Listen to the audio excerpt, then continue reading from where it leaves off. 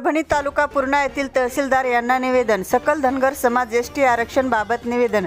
जालना येथील उपोषणकर्ते दीपक भाऊ बोराडे यांच्या उपोषणार्थ पूर्णा तालुका धनगर समाज बांधव यांचा पाठिंबा.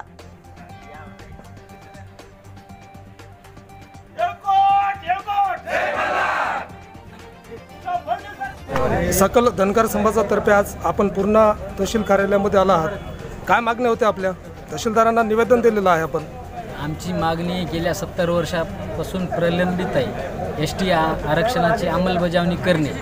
आम्ही या सरकारनं गेल्या 70 वर्षात 75 वर्षात रचड करून आम्हाला या सरकारनं फसवलेलं आहे.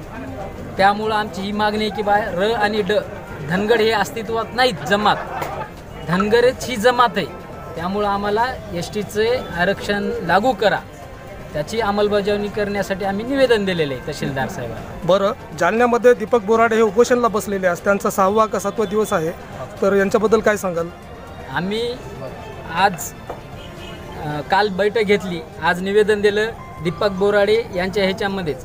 आता उद्या 24 तारखेला आम्ही पूर्णा तालुक्याच्या वतीनं 500-600 गाड्याचा ताफा घेऊन आम्ही दीपक भाऊ बोराडेला पाठिंबा देणार आहेत. उद्या 24/9/2025 रोजी आणि जालन्याला भव्य मोर्चा आहे, तिथं आयोजन केलेलं आहे. आणि सर्व तालुक्यातील धनगर समाज बांधवांना आवाहन करतो की सकाळी 7 वाजता आपल्या गावातील गाड्या घोड्या जे काय असतील ते घेऊन जालन्या येथे 11 वाजता येण्याची आवाहन तुम्हाला करण्यात येईल. आपल्यासोबत आहेत कानडखेडचे सहसरपंच बकलसाहेब, आपण काय सांगाल? एसटी आरक्षणाबद्दल सर्व पूर्णा तालुक्यातून समाज एकजूट झालेला आहे. सर्वात प्रथम अहिल्यादेवी होळकर यांच्या प्रतिमेस अभिवादन करून तसेच विश्वरत्न डॉक्टर बाबासाहेब आंबेडकर यांच्या प्रतिमेस वंदन करून मी असं आपल्या माध्यमातून महाराष्ट्र शासनाला निवेदन करू इच्छितो की मला एक असं आठवतं, मी एक खोडा नावाचा सिनेमा पाहिला.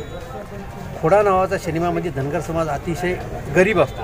त्याच्यावर काही लोक अन्याय करतात, मात्र त्याच्यावर असा प्रतिकार करतात, तसा प्रतिकार आम्ही करण्याची आता दाट शक्यता आमच्या डोक्यामध्ये घुसू लागली आहे. ही तरुण मंडळी याचं रक्त एकदा बिघडलं तरी मागं सरकणार नाहीत.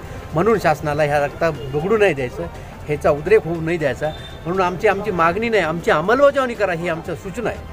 आमची ऑलरेडी घटनेच्या 53व्या नंबरमध्ये 36 ओरा धनगर ही समाज लिहिलेलीच आहे आणि धनगर समाजाच्या नावाने केंद्रातून पैसेसुद्धा येतात. आता हे महाराष्ट्र सरकार हे लबाड ढोंगी वगैरे वगैरे त्याला नाव देता कमी आहे, असं प्रत्येक सरकारनंच केलं आहे. आता आम्ही फडणवीस साहेबाला अशी एक विनंती केलेली होती मागं सोलापूरला, त्यांनी सांगितलं पहिल्या कॅबिनेटमध्ये देतो, परंतु आम्ही त्यांना आठवण बी करून दिली क्या हुआ 13 वाजा, अशी आठवण करून बी त्याला ते आठवण विसरून गेले.